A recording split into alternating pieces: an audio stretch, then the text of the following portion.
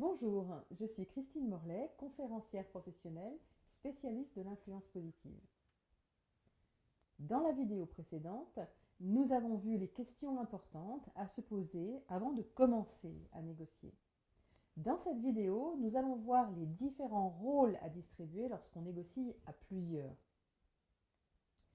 Quel que soit le nombre de personnes dans l'équipe, il y a dans toute négociation des rôles bien distincts. Lorsque vous êtes seul, vous devez assurer les trois.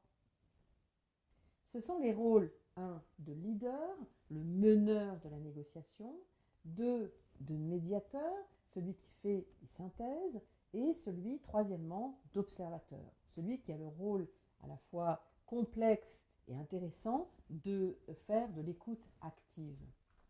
Premièrement, le meneur, encore appelé le leader, qui n'est pas obligatoirement le doyen de l'équipe, aura la charge de mener la négociation. Il ou elle donnera la position de l'équipe, donnera les informations importantes, exprimera les opinions, fera les propositions, les contre-propositions, fera les transactions et finalement assurera la conclusion de l'accord. Il est recommandé de désigner le meneur au cours de la préparation, car il va forcément se focaliser sur les questions de stratégie importantes à poser. Deuxièmement, le médiateur. Il a la fonction clé de conserver la négociation sur des bons rails. Comment ? En posant des questions ouvertes et en faisant régulièrement des synthèses neutres et objectives. Il pose des questions pour clarifier la discussion, pour obtenir plus d'informations, pour vérifier la bonne compréhension de tous. Il a la fonction importante de permettre au leader de prendre le temps de réfléchir lorsqu'il prend la parole pour faire un résumé. Il doit résumer régulièrement de façon neutre et récapituler la position des deux équipes tout au long de la négociation.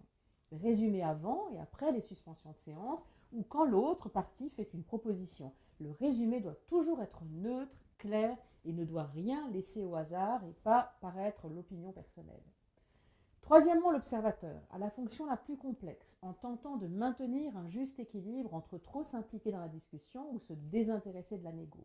Il est là, lui, pour observer, écouter, enregistrer tout ce qui se passe. Il doit garder du recul, repérer les éléments qui auraient pu échapper à ses collègues. Il se focalise sur les comportements non verbaux et les signes de langage. Il essaye toujours de comprendre quelles sont les motivations de l'autre partie. Il ne doit pas prendre trop souvent la parole durant la réunion, mais noter les moindres détails pour les transmettre au leader en vue d'une suspension de séance ou d'un ajournement. C'est lui qui est le mieux placé pour demander la suspension de séance. Dans la prochaine vidéo, nous verrons ensemble les différents types de questions à poser dans une négociation. D'ici là, pensez à me faire part de vos commentaires dans l'espace ci-dessous. Pensez à cliquer sur le lien qui s'affiche dans la vidéo pour télécharger gratuitement des documents de travail pour réussir toutes vos négociations.